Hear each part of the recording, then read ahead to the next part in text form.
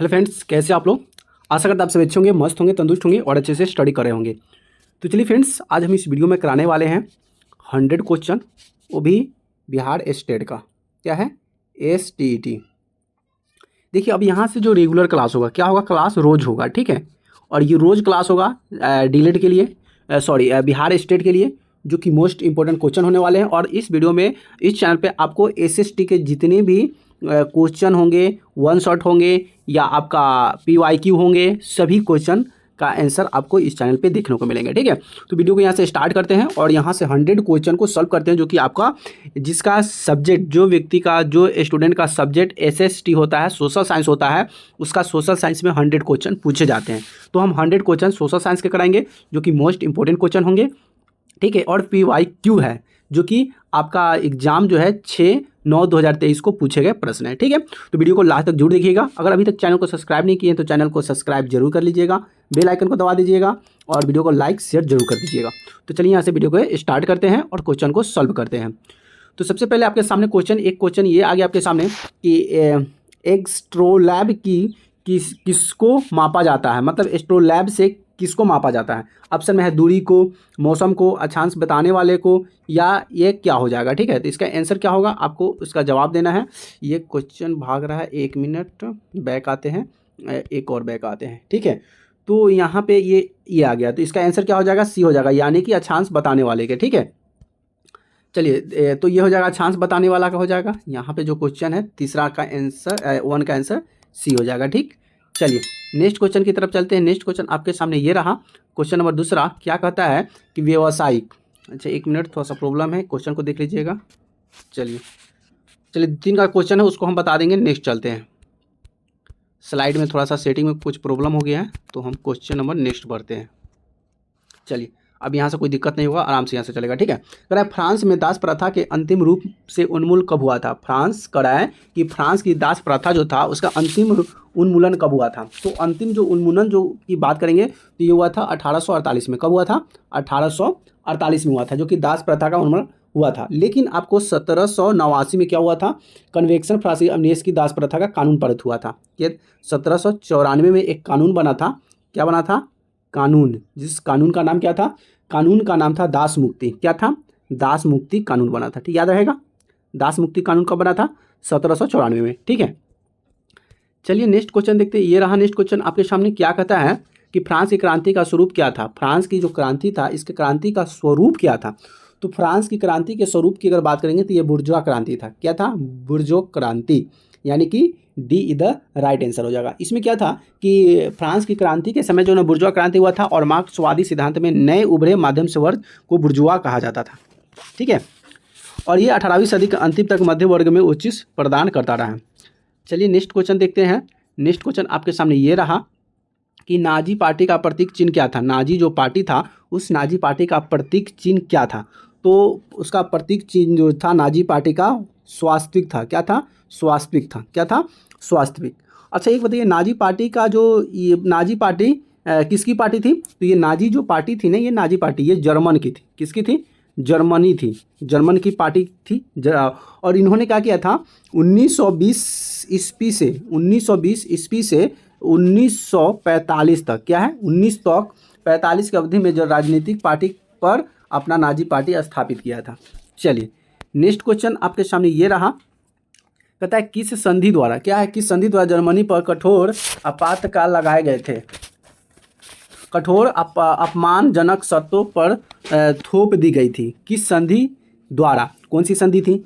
तो अगर संधि की बात करें ना, तो वे संधि जो था ना, वायसराय की संधि थी। क्या थी? वायसराय की संधि में उसे जर्मनी के जो कठोर जो अपमानजनक शर्तें था, उसको बरजोरी उस पर थोप दिया गया था। और इस समय तो आपका प्रथम विश्व युद्ध के बाद पेरिस शांति भी हुआ, और 1919 में 5 प्रमुख संधि भी तैयार हुआ था। और प्रथम विश्व युद्ध के बाद वायसराय की संधि मित्र राष्ट्र गुट हुआ, और वायसराय की संधि 28 जून को हुआ था। अब एक और क्वेश्चन पूछ देगा कि 28 मतलब वायसराय की संधि कब हुआ था। तो वायसराय की संधि हुआ था 28 जून। क्या था? 28 जून 1919। ये भी याद कर लीजिएगा कि वायसराय की संधि कब हुआ था, 28 जून 1919 को।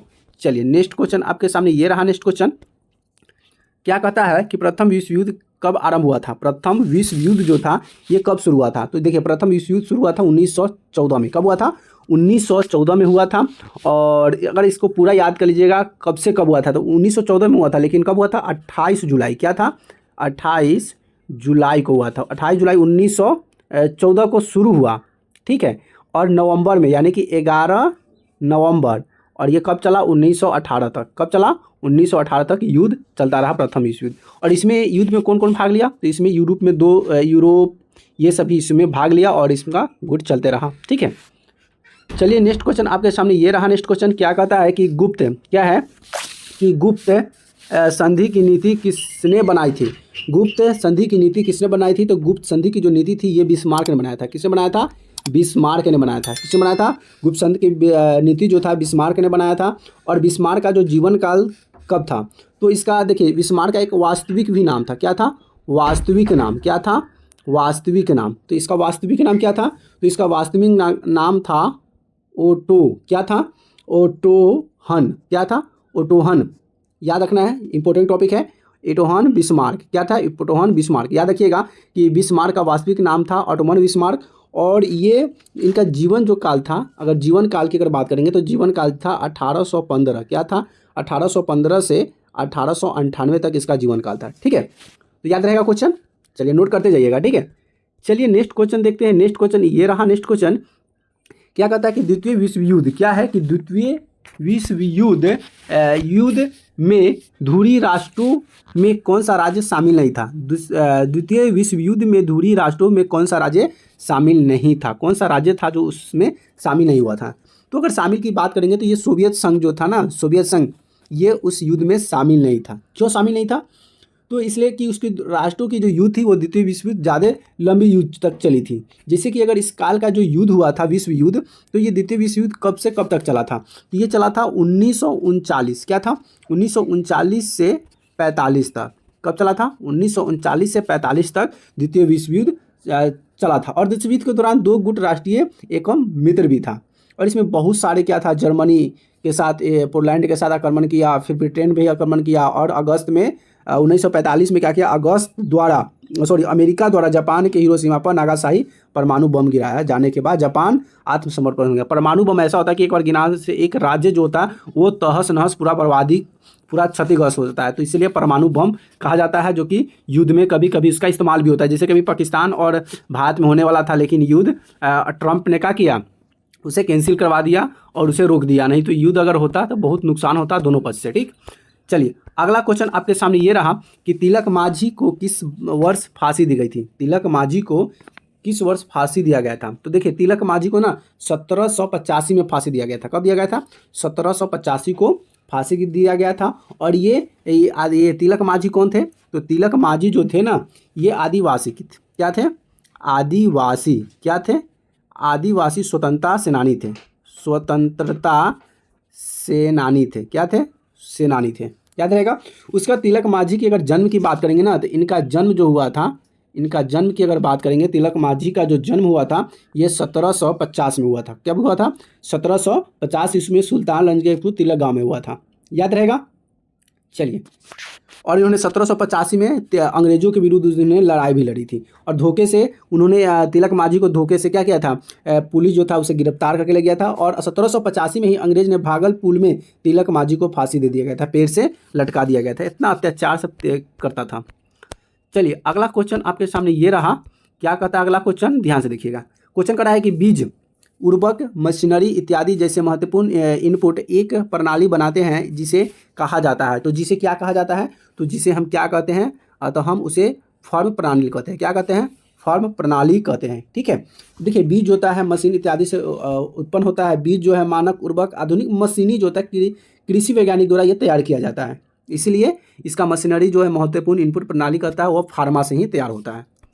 चलिए अगला क्वेश्चन आपके सामने ये रहा। अगला क्वेश्चन कहा कि निम्नलिखित में से कौन सा देश चावल का प्रमुख उत्पादन है? मतलब इसमें से कौन सा देश है जो चावल का सबसे ज़्यादा उत्पादक देश है? तो ये चीन है। चीन सबसे ज़्यादा चावल का उत्पादक करता है। ये तो साल में दो बार चावल उत्पादन कर लेता है। और ये 2022 से भी पता चला है कि 2022 से आंकड़े से पता चला है कि विश्व में सबसे अधिक चावल का उत्पादन करने वाला विदेश अब चीन बन गया है, ठीक है। अब ये बहुत ज़्यादा चावल का उत्पादन कर रहा है। ठीक, चीन, Bharat, Bangladesh, Indonesia, Vietnam, Thailand और म्यांमार, फिलीपींस, ये सभी जो है, पाकिस्तान, ब्राज़ील, ये सभी चावल का उत्पादन भी करता है। लेकिन सबसे पहले आता है चीन, उसके बाद आता है भारत, फिर बांग्लादेश, ये सभी आता है, क्योंकि ये सभी पहाड़ी और समुद्री इलाका के क्षेत्र पाए जाते हैं, इसलिए वहाँ पर चावल का खेती खूब होता है। अगला क्वेश्चन की तरफ चलते हैं। अगला क्वेश्चन आपके सामने ये रहा। क्या कहता है अगला क्वेश्चन, देख लीजिएगा। अगला क्वेश्चन ये है कि निम्नलिखित में से दलों में से एक जो मिट्टी की उर्वरकता को बहाल करने में मदद नहीं करता है। इसमें कौन है जो मिट्टी की उर्वरकता के लिए बहाल करने में उत्पादन उतना नहीं है। देखिए, मूंग के लिए भाई मिट्टी का नरम चाहिए, हाल चाहिए, चना के लिए चाहिए मटर, लेकिन अरहर के लिए मिट्टी का कोई मायने नहीं है। अरहर आप कहीं पे रोप दीजिएगा, फर जाएगा, बड़ा हो जाएगा गाछ, लेकिन वो फल फूल सब देने लगेगा। ठीक है, तो यानी कि इसका डी द राइट आंसर हो जाएगा। ठीक है, और अगर हम बात करेंगे तो इसमें राइबोजियम होता है जो मिट्टी में पाए जाने वाले जीवाणु को फैलाता है। मटर हो गया, तो इस सब के लिए मिट्टी उतना मायने नहीं रखता है। ठीक है, चलिए अगला क्वेश्चन आपके सामने ये रहा। अगला क्वेश्चन क्या कहता है कि निम्नलिखित में से कौन से खरीफ फसलों का उदाहरण है। इसमें कौन है जो खरीफ फसल का उदाहरण है। तो यहाँ पे चावल जो है खरीफ फसल होगा, तो गेहूं क्या हो जाएगा, ये रबी फसल का उदाहरण हो जाएगा। क्या हो जाएगा, रबी फसल। चना, मटर, ये सब क्या है, रबी फसल का। गेहूं के सीजन में चना भी हो जाता है, मटर भी हो जाता है, तो ये सभी रबी फसल के उदाहरण है। ठीक है, लेकिन हमसे पूछा है खरीफ फसल का उदाहरण है, तो चावल क्या हो जाएगा, खरीफ फसल हो जाएगा। ठीक है, अगर हम और एग्जाम्पल में अगर लेते हैं तो जैसे कि अगर मान लेते हैं कि धान के अलावा क्या हो जाएगा, मक्का। धान के समय क्या उगता है, मक्का। मक्का के बाद क्या होता है, बाजरा। क्या होता है, बाजरा होता है। बाजरा के बाद अगर हम बात कर लेते हैं, ज्वार होता है। क्या होता है, ज्वार होता है। उसके बाद मूंग फली होता है। ये सभी चीज़, कपास ले लेते हैं, कपास।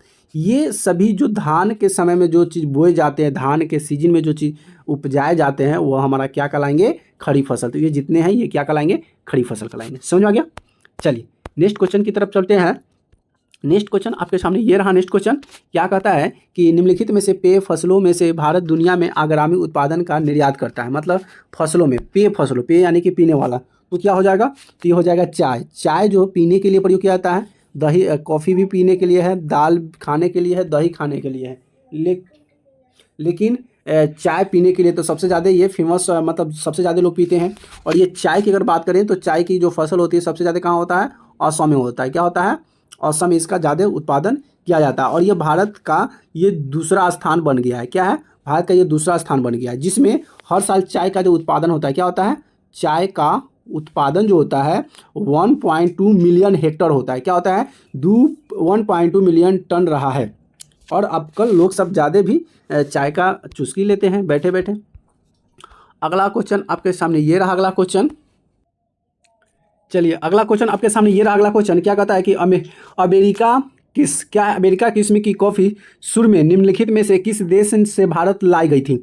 मतलब अरेबिका जो किस्म की जो कॉफ़ी था, मतलब किस्म मतलब एक जाति प्रजाति जो बोलते हैं, तो ये कॉफ़ी की शुरू में कौन से देश से भारत में लाया गया था। अरेबिका नाम का जो कॉफ़ी किस्म की जो कॉफ़ी था, ये भारत में किस देश से लाया गया था। तो ये लाया गया था यमन से। कहाँ से लाया गया था, यमन से लाया गया था। अब यमन से तो लाया गया था, लेकिन ये कब लाया गया था, किस समय लाया गया था। तो ये भारत लाई गई थी और ये 17वीं में लाई गई थी। कैसी लाई गई थी, 17वीं शताब्दी में। क्या था, 17वीं शताब्दी में लाई गई थी। क्या लाई गई थी, 17वीं शताब्दी में एक मुस्लिम सूफी संत बाबा खुदाम मक्का की यात्रा पर गए थे, उसी समय वो लाया गया था। एक मुस्लिम, क्या था, एक मुस्लिम सूफी संत के द्वारा लाया गया था।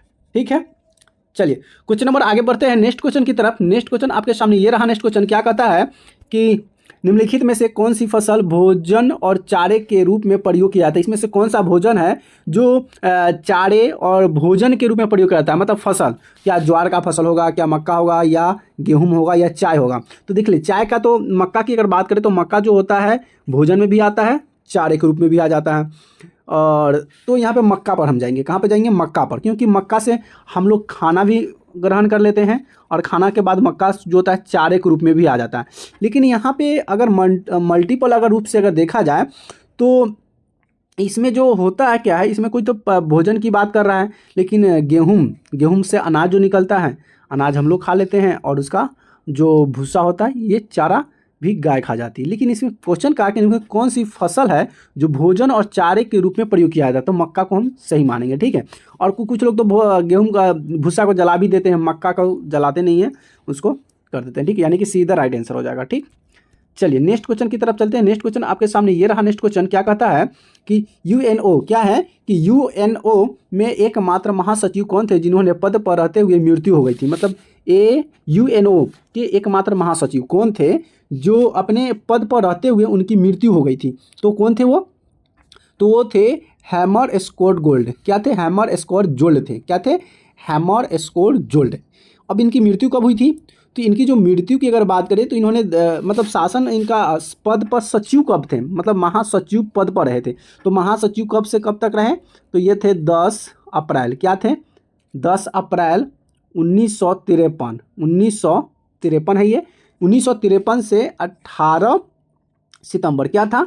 18 सितंबर और 1961 तक ये पद पे रहे। कब तक रहे? 1961 तक पद पे रहे और उसके बाद पद पर के ही दौरान उनकी मृत्यु हो गई थी। लेकिन इनकी मृत्यु कब हुई थी? तो इनकी मृत्यु हुई थी 18 सितंबर, यानी कि 1819 से ना लास्ट दिन, ये इसी दिन मृत्यु हुआ था, यानी कि यहाँ तक ये काल संभाले हुए थे। तो इनकी मृत्यु पूछा जाएगा तो 18 सितंबर 1961 तक मृत्यु हो गई। इनका जो पद का कार्यकाल था 10 अप्रैल 1953 से 1961 तक था। चलिए नेक्स्ट क्वेश्चन की ओर चलते हैं। नेक्स्ट क्वेश्चन आपके सामने ये रहा। नेक्स्ट क्वेश्चन क्या कहता है कि संयुक्त राष्ट्र क्या है कि संयुक्त राष्ट्र महासभा के अध्यक्ष का कार्यकाल कितना होता है, मतलब कितने साल का होता है। तो संयुक्त राष्ट्र जो होता है महासभा का जो कार्यकाल होता है ये 5 साल का होता है। कितने साल का होता है? 5 साल का होता है। ठीक है, याद रहेगा। अच्छा एक बात, संयुक्त राष्ट्र की स्थापना कब हुआ था? संयुक्त राष्ट्र की स्थापना की अगर बात बोले, स्थापना क्या है, स्थापना की अगर हम बात कहें कि इसकी स्थापना कब हुआ था, तो संयुक्त राष्ट्र संघ की जो स्थापना हुआ था ये 24 अक्टूबर को हुआ था। क्या हुआ था? 24 अक्टूबर 1945 को हुआ था। कब हुआ था? 1945। इसको भी याद कर लीजिएगा। चलिए नेक्स्ट क्वेश्चन चलते हैं आपके सामने। नेक्स्ट क्वेश्चन ये रहा। नेक्स्ट क्वेश्चन कहता है कि राष्ट्र क्या है कि राष्ट्र संघ के चार्टर सदस्य कितने राष्ट्र थे? राष्ट्र संघ के चार्टर सदस्य कितने राष्ट्र थे? तो ये राष्ट्र की अगर बात करेंगे तो ये राष्ट्र थे 42। कितने राष्ट्र थे? 42 राष्ट्र थे।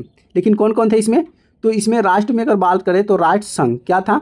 राष्ट्र संघ में कितने थे? राष्ट्र संघ में 42 थे। कितने थे? 42। और संस्थापक की संख्या कितनी था? संस्थापक, तो संस्थापक की जो संख्या था ना ये 23 था। सदस्य की संख्या 23 था। याद रहेगा। चलिए नेक्स्ट क्वेश्चन की तरफ चलते हैं। नेक्स्ट क्वेश्चन आपके सामने ये रहा। नेक्स्ट क्वेश्चन ध्यान से देख लीजिएगा। ये क्या कहता है कि बोबोन क्या है कि बोबोर राजवंश जिसे फ्रांसीसी क्रांति के दौरान अपसंत कर दिया गया था, संधि पर हस्तक्षेप करने के बाद सत्ता में बहाल कर दिया गया था। वो क्या था? तो वह था वियना। क्या था? वियना था। क्या था? वियना। चलिए नेक्स्ट क्वेश्चन की तरफ चलते हैं। आपके सामने नेक्स्ट क्वेश्चन है, क्योंकि एक्सप्लेन थोड़ा सा हम कर पाएंगे लेकिन हम क्या करेंगे यहाँ से थोड़ा जल्दी करेंगे क्योंकि 100 क्वेश्चन कराना है। ठीक है, अगला है कि रॉलेट कानून किस वर्ष पारित किया था? तो रॉलेट कानून जो पारित किया गया था ये 1919 में किया गया था। कब किया गया था? 1919 में रॉलेट कानून पारित किया गया था। याद रहेगा। और ये इसे क्या कहा जाता है? तो रॉलेट एक को काला कानून भी कहा जाता है। क्या कहा जाता है? काला कानून भी कहा जाता है। क्या कहा जाता है? काला कानून भी कहा जाता है। ये भारत के उभरे राष्ट्रपति आंदोलन को चलने का उद्देश्य था और इसमें टेलर्स और सभी गांधी जी इसमें भी शामिल थे। क्या थे? गांधी जी। चलिए अगला क्वेश्चन आपके सामने ये रहा। अगला क्वेश्चन क्या है देख लीजिएगा। ठीक है, ये रहा अगला क्वेश्चन आपके सामने, गर्मा गर्म मसालेदार क्वेश्चन। क्या है कि साइमन कमीशन किस वर्ष भारत आया था? देखिए ये VVI क्वेश्चन है। देखिए ये क्वेश्चन ना आपका सीटेट में भी पूछा गया था, डीलेट में भी आता है क्वेश्चन। ये क्वेश्चन बार बार आते ही रहते हैं। अब कह रहा है कि साइमन कमीशन किस वर्ष भारत आया था? तो साइमन कमीशन जो भारत आया था ना ये 3 फरवरी 1928 को आया था। कब आया था? 3 फरवरी 1928 को यह भारत आया था। और ये उस समय जब आया था जब जालियांवाला बाग हत्याकांड था। क्या था? जालियांवाला बाग हत्याकांड के समय ये उस समय आया था। चलिए अगला क्वेश्चन आपके सामने ये रहा। अगला क्वेश्चन क्या कहता है कि अल्लूरी सीताराम राजू कौन था? अल्लूरी सीताराम राजू कौन था? तो ये था आंध्र का आदिवासी नेता। क्या था? आंध्र का आदिवासी नेता था। ठीक है, चलिए नेक्स्ट क्वेश्चन आपके सामने ये रहा। नेक्स्ट क्वेश्चन ध्यान से देख लीजिए, मजेदार क्वेश्चन। क्या है क्वेश्चन में? क्वेश्चन आपके सामने है कि इंग्लैंड में चार्टी चास्टर आंदोलन कब हुआ था? चार्टिस्ट आंदोलन जो छिड़ा था ये आंदोलन कब हुआ था? तो ये आंदोलन जो था 1838 ईस्वी में हुआ था। कब हुआ था? 1838 में शुरू हुआ था।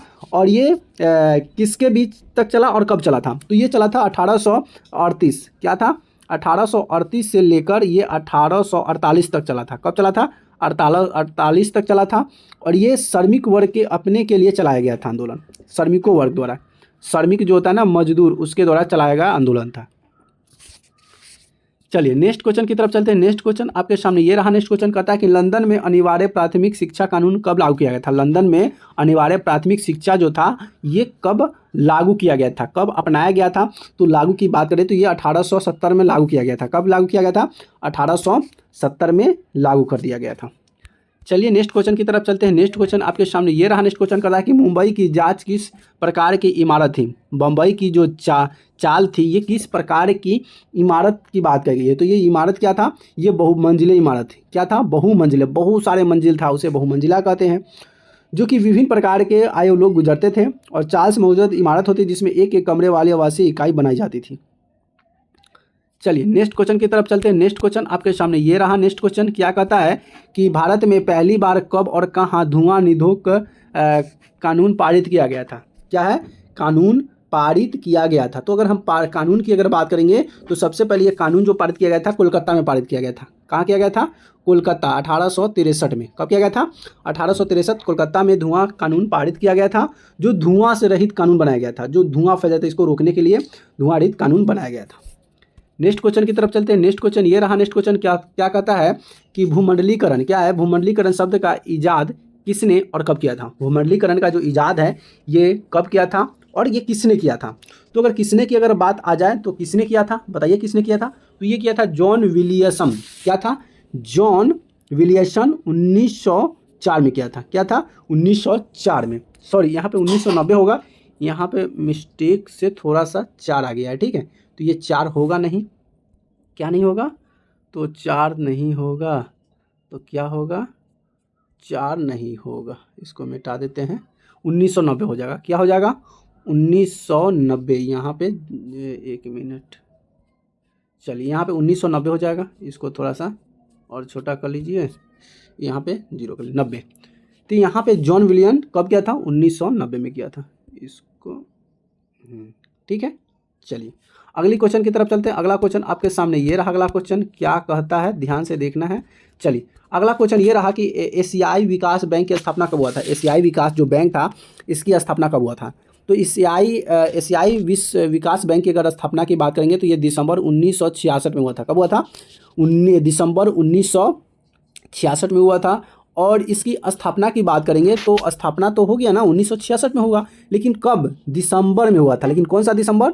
19 दिसंबर, याद रख लीजिएगा डेट। 19 दिसंबर 1966 को क्या हुआ था? स्थापना इसकी हुई थी। अब इसके बाद एक और स्थापना हुई थी। इसमें कितने सदस्य थे? इसमें 21 सदस्य की समूह था, बैठक था उसकी स्थापना के समय। ठीक है, चलिए नेक्स्ट क्वेश्चन की तरफ चलते हैं। नेक्स्ट क्वेश्चन ये रहा। क्या कहता है कि जापान में छपाई की तकनीक किनके द्वारा लाई गई थी? जापान में जो छपाई चल रही थी ये छपाई किसके द्वारा लाई गई थी? तो जापान में छपाई करने की जो लाई गई थी ये चीन बौद्ध भिक्षु द्वारा। किसके द्वारा? चीनी जो भिक्षु थे उसके द्वारा लाई गई थी, यानी कि चीनी बुद्ध। क्या थे? चीनी बुद्ध, याद रहेगा। चलिए अगला क्वेश्चन की तरफ चलते हैं। आपके सामने अगला क्वेश्चन ये रहा। अगला क्वेश्चन, ये सफ़र है सुहाना। कहता है कि भारतीय भूभाग विश्व की कुल भौगोलिक क्षेत्रफल का कितना प्रतिशत भाग है? मतलब भारतीय जो भूभाग है विश्व के भौगोलिक क्षेत्रफल का कितना प्रतिशत भाग वहाँ पे है? तो भाग जो होगा 2.4%। क्या हो जाएगा? 2.4% हो जाएगा। और भारत की अगर क्षेत्रफल अगर की बात करेंगे तो भारत का जो क्षेत्रफल जो होगा ना, भारत तो भारत का जो क्षेत्रफल हो जाएगा, क्या हो जाएगा? क्षेत्रफल कितना हो जाएगा? अनुमान लगाइए। तो हो जाएगा 32,87,263 वर्ग किलोमीटर का क्षेत्रफल तक भारत में फैला हुआ है। चलिए अगला क्वेश्चन चलते हैं अगला क्वेश्चन की तरफ। अगला क्वेश्चन ये रहा। कहता है कि नाथुला दर्रा किस राज्य में स्थित है? नाथुला जो दर्रा है ये किस राज्य में स्थित है? तो नाथुला जो दर्रा है ना ये है सिक्किम में। कहाँ पे है? सिक्किम में है। कहाँ है नाथुला दर्रा? कहाँ पे है? सिक्किम में। अब अगर आप पूछा जाएगा कि देखिए एक और होता है जोजिला दर्रा, ये तो नाथुला दर्रा हो गया। आपसे पूछेगा जोजिला दर्रा, क्या है? जोजिला दर्रा। अब बताइए जोजिला दर्रा कहाँ पे है? तो जोजिला दर्रा जो है ये लद्दाख के कारगिल ज़िले में है। कहाँ पे है? लद्दाख जो पड़ता है ना वहाँ पे कारगिल ज़िला है। कारगिल, ठीक है, उसी पे वहाँ पे है, कारगिल जिला में। उसके बाद आता है लानक दर्रा भी पड़ता है, लानक दर्रा। अब ये लानक दर्रा कहाँ पे पड़ता है? तो लानक दर्रा पड़ता है लद्दाख के तिब्बत में। क्या पड़ता है? लद्दाख के ही तिब्बत में पड़ता है। तो इस सबको नोट कर लीजिएगा, ठीक है। इस सभी एक बार ना हम इस दर्रा पर भी रिलेटेड जितने भी टॉपिक होते हैं ना, वो भी हम एक बार इसका स्पेशल हम करा देंगे, ठीक है। तो इसको अभी आंसर इसका क्या हो जाएगा? ये हो जाएगा सिक्किम, इसका आंसर हो जाएगा, ठीक है, बी द राइट आंसर हो जाएगा। चलिए नेक्स्ट क्वेश्चन की तरफ चलते हैं। नेक्स्ट क्वेश्चन ये रहा। नेक्स्ट क्वेश्चन कहता है कि विश्व समुद्री जल प्रपात किस नदी पर स्थित है? विश्व समुद्र जल प्रपात जो है ये किस नदी पर स्थित है? तो ये है कावेरी नदी पर। किस नदी पे है? कावेरी नदी पे है। और इसकी स्थापना किस वर्ष हुई थी? जो नदी पर जो स्थापित किया गया था ये किस साल किया गया था? तो ये 1902 में किया गया था। कब किया गया था? 1902 में किया गया था। देखिए यहाँ से भी बहुत सारे आपके पास क्वेश्चन होंगे कि शिव समुद्र नदी कहाँ पे है जलप्रपात, ठीक है। उसके बाद शंख जलप्रपात कहाँ पे है, कौन सा राज्य? तो इससे भी रिलेटेड जो भी इंपॉर्टेंट होंगे वो भी हम आपको एक दिन स्पेशल करा देंगे, ठीक है। तो अभी फिलहाल 100 क्वेश्चन कराते हैं जो PYQ का है, पूछे गए क्वेश्चन है, मोस्ट इंपॉर्टेंट क्वेश्चन है, उसको भी सल पहले कर लेते हैं, फिर बाद में उसको हम करा देंगे, ठीक है। अगला क्वेश्चन है कि निम्नलिखित में किस नदी का उद्गम अमरकंटक से नहीं है? मतलब इसमें कौन है जिसका उद्गम स्थान जो है अमरकंटक में नहीं है? क्या ये नर्मदा होगा, तापी होगा, सोन होगा या जोहिला होगा? इसमें कौन सी दर्रा है जो अमरकंटक से नहीं लगता है? तो अगर इसकी हम बात करें तो इसमें अमरकंटक से जो नहीं लगता है ये तापी नदी हो जाएगा। क्या हो जाएगा? तापी नदी है जो अमरकंटक से नहीं लगती है, ठीक है। चलिए नेक्स्ट क्वेश्चन की तरफ चलते हैं। नेक्स्ट क्वेश्चन आपके सामने ये रहा। नेक्स्ट क्वेश्चन अब आया। नेक्स्ट क्वेश्चन ये रहा।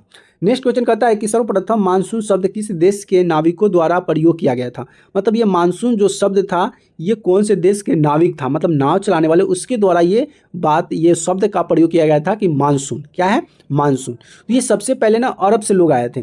अब अरब से लोग भारत में आते थे किस लिए? मसाला खरीदने, मसाला का व्यापार करने भारत में आते थे। और उसी जब आते थे समुद्री से, तो उसी समय मौसम के बारे में बताया और उसी समय वो मानसून का प्रयोग किया था। समझ में आ गया? चलिए अगला क्वेश्चन की तरफ चलते हैं। अगला क्वेश्चन ये रहा। अगला क्वेश्चन क्या कहता है? अगला क्वेश्चन कि मानस वन्य जीव अभयारण्य कहाँ स्थित है? मानस वन्य जीव अभयारण्य कहाँ पे स्थित है? तो ये है असम में। कहाँ पे है? असम में स्थित है मानस वन्य जीव अभयारण्य। उसके बाद इसके इंपॉर्टेंट क्वेश्चन अगर आपके देखा जाए तो आपसे पूछा जाएगा कि जिम कॉर्बेट क्या है? Jim Corbett national park. तो ये कहाँ पे है? जिम कॉर्बेट नेशनल पार्क कहाँ पे है? उत्तराखंड में है। कहाँ पे है? उत्तराखंड में है।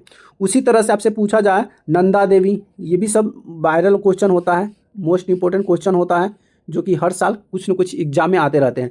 नंदा देवी क्या है? नंदा देवी राष्ट्रीय उद्यान पूछा जाएगा, ये कहाँ पे है? तो नंदा देवी भी कहाँ पे है? उत्तराखंड में है। कहाँ पे है? उत्तराखंड में है। तो इस टाइप का जो क्वेश्चन आंसर होता है, मोस्ट इंपॉर्टेंट क्वेश्चन होता है, इसको हमेशा अच्छा इस पे रिलेटेड जितने भी एक और टॉपिक होते हैं ना, आपको हम महत्वपूर्ण राष्ट्रीय उद्यान भी करा देंगे जो कि आपके लिए मोस्ट इंपॉर्टेंट क्वेश्चन हो जाएंगे, ठीक है। चलिए नेक्स्ट क्वेश्चन देखते हैं आपके सामने। नेक्स्ट क्वेश्चन ये रहा। नेक्स्ट क्वेश्चन क्या कहता है कि रबर किस प्रकार की वनस्पति की श्रेणी में आएगा? रबर जो होता है ये किस प्रकार की श्रेणी में आता है? तो रबर जो होता है ना कौन सी फसल में होता है, मतलब मौसम में होता है? तो ये होता है उष्णकटिबंधीय सदाबहार वन में रबर, जामुन, इस सब तरह का आपका क्षेत्र में आपको दिखा जाता है। तो इसके रबर की जो खेती के लिए तापमान चाहिए, वर्षा चाहिए, कितना चाहिए? तो इसकी खेती के लिए जो आपका वर्षा चाहिए, तापमान जो चाहिए ना आपका, जो खेती के लिए अगर तापमान की बात करेंगे तापमान की, तो इसमें तापमान कितनी ज़रूरत पड़ती है? 25 डिग्री सेल्सियस होना चाहिए, ठीक है। और वर्षा जो होता है 200 मीटर, क्या है? 200 सेंटीमीटर की तरफ से वर्षा हो तब जाके रबर की खेती होता है। समझ में आ गया? चलिए इसका आंसर क्या हो जाएगा? उष्णकटिबंधीय सदाबहार वन किस वनस्पति क्षेत्र में आता है? तो उसमें आता है, ठीक है। चलिए नेक्स्ट क्वेश्चन देखते हैं। नेक्स्ट क्वेश्चन आपके सामने ये रहा। नेक्स्ट क्वेश्चन, तो चलिए क्वेश्चन आपके सामने क्या कहता है? क्वेश्चन कि सिनकोना वृक्ष पाए जाने वाले क्षेत्र में वर्षा होती है, NIP। मतलब सिकोना वृक्ष पाए जाने वाले क्षेत्र में वर्षा होती है, लेकिन वर्षा कितना होती है, कैसे होती है? तो वर्षा जो वहाँ पे होती है 100 सेंटीमीटर से अधिक होती है। क्या होती है? 100 सेंटीमीटर से वर्षा अधिक होती है। अब वहाँ का जो उसमें कौन सी बीमारी की वजह से होता है? तो वहाँ पे देखिए सिनकोना की जो एक पेड़ है ना, तो सिनकोना की जो छाल जो होता है ना, छाल, देखिए सिनकोना का छाल क्या है? सिनकोना क्या है? सिनकोना की छाल, सिनकोना की जो छाल होती है उस छाल से कुनैना नामक औषधि तैयार होता है। क्या होता है? एक कुनैना नामक का एक औषधि तैयार होता है। क्या होता है? औषधि तैयार होता है जो मलेरिया रोग की दवा के काम भी करता है। और ये गर्म उस सिनकोना जो वृक्ष होता है कौन से भी अति मौसम में उगता है? तो सिनकोना जो वृक्ष होता है जो है ये नर्म एवं जल क्या होता है? नर्म एवं गर्म क्या है? गर्म जलवायु में क्या है? गर्म जलवायु में ये उगता है। क्या होता है? जलवायु में ये पाया भी जाता है। याद रहेगा, पाया जाता है। चलिए नेक्स्ट क्वेश्चन आपके सामने ये रहा। नेक्स्ट क्वेश्चन क्या कहता है कि भारत के किस राज्य में सर्वाधिक जन घनत्व है? सर्वाधिक जन घनत्व है कौन सा है? महाराष्ट्र, बिहार, पश्चिम बंगाल या केरल? तो अगर इसकी हम बात करें तो वो मेरा बिहार हो जाएगा। क्या हो जाएगा? बिहार में सबसे ज़्यादा जनसंख्या घनत्व है। क्या है? जनसंख्या घनत्व। ये किसके अनुसार है? ये 2011 के जनगणना के अनुसार पता चला कि बिहार की जो जनसंख्या घनत्व है सबसे ज़्यादा अधिक है। किसके अनुसार? 2011 के जनगणना के अनुसार। तो वहाँ पे 1106 व्यक्ति क्या है? 6 व्यक्ति प्रति वर्ग किलोमीटर है। 1 किलोमीटर पे कितने व्यक्ति रह रहे हैं? 1106 व्यक्ति हैं। जिसमें आपकी अगर बात करें तो 2001 की जनगणना हुआ था तो उस समय 800 कितना था? 800 कहाँ पे लिखे? यहाँ पे 881 था। क्या था? 881 था। ये 2001 की जनगणना की बात करेंगे तो उसका अभी तो जनगणना हुआ ही नहीं है। 2011 में हुआ, उसका जनगणना हुआ ही नहीं है। ठीक है, तो फिर जनगणना होगा, फिर जनगणना में पता चलेगा कि 1106 व्यक्ति के बढ़कर अब ये व्यक्ति कितना हो गया है। ठीक है, चलिए नेक्स्ट क्वेश्चन की तरफ चलते हैं। नेक्स्ट क्वेश्चन आपके सामने ये रहा। नेक्स्ट क्वेश्चन कहता है कि विश्व के सर्वाधिक जनसंख्या किस देश की है? विश्व की अगर सर्वाधिक जनसंख्या की बात करेंगे तो सर्वाधिक जनसंख्या किसकी है? विश्व की। अब पहले तो चीन था, लेकिन अब ये जो है विश्व में सर्वाधिक जनसंख्या भारत में हो गया है। कहाँ पे हो गया है? ये भारत में हो गया है। ठीक है, और अप्रैल देखिए, अप्रैल 2023 के क्या है? अप्रैल 2023 के मुताबिक ये भारत की जनसंख्या इतनी बढ़ गई है। न तो इसके पहले चीन था, सबसे पहले कौन था? चीन था, लेकिन ये 2023 के बाद ये अप्रैल भारत हो गया है। क्या हो गया है? भारत हो गया है, जो कि चीन की संख्या 142.7 करोड़ था और भारत की जनसंख्या 142.56 करोड़ हो गया है 2011 के अनुसार। फिर अगर जनगणना होता है तो फिर पता चलेगा कि जनसंख्या बहुत बड़ा है। अगला क्वेश्चन आपके सामने ये रहा। अगला क्वेश्चन कहता है कि श्रीलंका की राजधानी कहाँ है? श्रीलंका की जो राजधानी पे है ये कहाँ पे है? तो श्रीलंका की जो राजधानी है श्री जयदेववर्धनम है। ठीक है, यानी कि इधर राइट आंसर हो जाएगा। चलिए नेक्स्ट क्वेश्चन देखते हैं। ये रहा नेक्स्ट क्वेश्चन कि भूटान के क्षेत्रफल का कितना प्रतिशत वनाच्छादित है? क्या है? भूटान के क्षेत्रफल का कितना प्रतिशत वनाच्छादित है? तो अगर इसकी बात करेंगे तो ये जो हो जाएगा ये 70% हो जाएगा। क्या हो जाएगा? 70%। क्या है? 70% है। अब सब बताना है कि भूटान एशिया में हिमालय क्षेत्र में है और बताना है कि भूटान की राजधानी कहाँ पे है। तो आपको ये भी रखना है कि भूटान की जो राजधानी है कहाँ पे? भूटान की राजधानी थिम्पू है। ठीक है, याद रखना है। और भूटान एक भूभद्र देश है। क्या है? भूटान जो है एक भूभद्र देश है। क्या है? भूभद्र देश भी है। चलिए अगला क्वेश्चन देखते हैं। अगला क्वेश्चन ये रहा। अगला क्वेश्चन कि पोखरा किस देश में स्थित नगर है? पोखरा जो है एक नगर है, लेकिन कौन सी देश में है? तो देखिए पोखरा, इसको पोखरा कहते हैं लेकिन ये पोखरन कहा जाता है। ये नेपाल में है। कहाँ पे है? नेपाल में फेमस है, वहाँ पे घूमने सब जाता है, जो कि नेपाल के कहाँ पे पड़ता है? काठमांडू। क्या पड़ता है? काठमांडू में पड़ता है। उसी क्षेत्र के आसपास में है, जो दूसरा सबसे अधिक आबादी वाला शहर बन गया है पोखरन। वहाँ के लोग सब घूमने भी जाता है। और ये काठमांडू से कितना है? 200 किलोमीटर। कितना है? 200 किलोमीटर की दूरी पर यह पश्चिम में पड़ता है। और यहाँ पे पर्यटन घूमने के लिए जाते हैं। अच्छे चीज़ रहता है, मन को लुभाता है। जैसे कि हम लोग गए थे वहाँ पे घूमने के लिए, लेकिन हम लोग के पास ज़्यादा समय नहीं था और वहाँ के थोड़ा सा हम लोग का लैंग्वेज में थोड़ा सा प्रॉब्लम था, इसीलिए हम लोग वहाँ पे ज़्यादा दिन तक नहीं घूम पाए। हम लोग पशुपतिनाथ घूम कर ही चले आए। ठीक, चलिए नेक्स्ट क्वेश्चन आपके सामने ये रहा। नेक्स्ट क्वेश्चन क्या कहता है? ध्यान से देखिएगा। अगला क्वेश्चन आपके सामने है कि 1 सेंटी बराबर हमें 1 किलोमीटर के लिए सही प्रतिनिधि का भिन्न क्या होगा? मतलब अगर 1 सेंटी बराबर कितना 1 किलोमीटर ले रहा है तो इसमें सही दिशा में सही भिन्न क्या हो सकता है? तो अगर भिन्न की बात करें तो पहले तो 1 होगा 1 सेंटीमीटर, और 1 किलोमीटर की बात करें तो किलोमीटर 1000 मीटर बराबर 1 किलोमीटर होता है। तो 1/1000 देख लो, जहाँ पे 1/1000 होगा वही हमारा आंसर हो जाएगा। तो यहाँ पे प्रतिनिधि भिन्न की बात करेंगे तो यहाँ पे तो जाएगा 1 होगा ही, और सेंटीमीटर के बदला 2 शून्य इसमें डाल देंगे। क्या करेंगे? 2 शून्य डाल देंगे। तो यहाँ से आसानी से 1 किलोमीटर बराबर कितना हो जाएगा? 10,000 सेंटीमीटर हो जाएगा। क्या हो जाएगा? 10,000 सेंटीमीटर। तो ये हमारा आंसर हो जाएगा। ठीक है, कहाँ दहाई से जा 10 लाख, यानी कि यहाँ पे 10 लाख हो जाएगा। चलिए नेक्स्ट क्वेश्चन की तरफ चलते हैं। नेक्स्ट क्वेश्चन आपके सामने ये रहा। नेक्स्ट क्वेश्चन कहता है कि क्षेत्र में जाकर इकट्ठे किए गए, क्या है कि क्षेत्र में जाकर इकट्ठा किए गए आंकड़े को क्या कहा जाता है? मतलब क्षेत्र में जाकर कोई आंकड़ा है, उस आंकड़ा को इकट्ठा करते हैं तो उस आंकड़े को क्या कहा जाता है? तो उसे कहा जाता है प्राथमिक। क्या कहा जाता है? प्राथमिक कहा जाता है। ठीक है, याद रहेगा। देखिए इसमें इकट्ठे किए आंकड़े को प्राथमिक आंकड़ा भी कहा जाता है, और प्राथमिक आंकड़ा जब उसका उपयोग प्रयोजन में किया जाता है तो उसे द्वितीय आंकड़ा भी कहते हैं। अगला क्वेश्चन आपके सामने ये है। अगला क्वेश्चन और मोस्ट इंपॉर्टेंट क्वेश्चन है। देखिए ये क्वेश्चन आपको हर एग्जाम में भी आता है। ठीक है, और ये सीटेट में भी आया था, आपका सीटेट में भी आया था, और डीलेट में भी आपका ये क्वेश्चन देखने को मिलते हैं। ठीक है, ये सभी क्वेश्चन आता है। इसलिए कहते हैं कि वीडियो को लास्ट तक जरूर देखिएगा। वीडियो को एकदम लाइक, शेयर और चैनल को सब्सक्राइब जरूर कर लीजिएगा। अगला है कि भोपाल गैस त्रासदी किस के लिए जिम्मेवार गैस कौन था? उसमें कौन सी गैस था? तो देखिए इसमें जो गैस था ना, मिथाइन आइसोसाइनाइड गैस था। ये एक विषैला गैस होता है जो कि अगर एक बार आग लगता है, फैलता है, तो उसके समक्ष जितने भी अगल बगल के क्षेत्र होते हैं सभी को समेट लेता है, यानी कि अपने संपर्क में ले लेता है। ठीक है, और ये कब हुआ था आपको पता है? भोपाल गैस त्रासदी कब हुआ था? तो ये हुआ था 3 दिसंबर। कब हुआ था? ये हुआ था 3 दिसंबर को हुआ था। कब हुआ था? तो 3 दिसंबर 1984 को हुआ था। याद रखिएगा, भोपाल गैस त्रासदी कब हुआ था? 3 दिसंबर 1984 को हुआ था। इसमें कौन सी गैस लीक होने से हुआ था? तो इसमें हुआ था मिथाइन आइसोसाइनाइड गैस के लीक होने से हुआ था। इसमें भयानक औद्योगिक दुर्घटना हुआ था जिसमें जहरीली गैस का रिसाव हुआ था। रिसाव का मतलब क्या होता है? वह उसमें से गैस जो होता है ना निकल रहा था, और उस निकलने के बाद उसे किसी को पता नहीं चला। अब बाद में उसमें आग लग गया, तो उसमें हजारों लोग जो काम करने वाले थे सभी उसमें जलकर मर गए, और बहुत से लोग को बीमारी हो गया, जो कि कैंसर है, जब बहुत तरह का बीमारी फैल गया।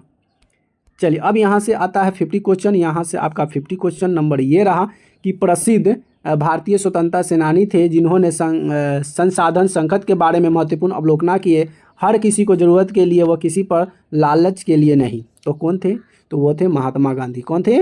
महात्मा गांधी थे। ठीक है, चलिए नेक्स्ट क्वेश्चन आपके सामने ये रहा। नेक्स्ट क्वेश्चन आ गया, देखते हैं क्या। चलिए तो ये क्वेश्चन क्या कहता है? क्वेश्चन कि वह भूमि जो 5 से अधिक अधिक कृषि वर्षों के लिए बिना खेती के छोड़ दी जाती है वह डैश के रूप में जानी जाती है। मतलब वो ऐसा खेती जो 5 साल खेती किया ही नहीं जाए, खेत पर 5 साल तक आप खेती नहीं कीजिएगा। जब 5 साल तक खेती अब नहीं कीजिएगा तो खेत कैसा बन जाएगा?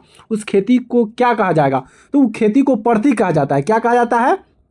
परती कहा जाता है। और जब वो खेत परती हो जाता है तो वह कृषि योग्य बंजर भूमि हो जाता है। मतलब वह कृषि लायक भूमि नहीं रहता है, उसमें आप उसमें फसल नहीं उगा सकते, क्योंकि वह भूमि बंजर हो जाता है। क्या हो जाता है?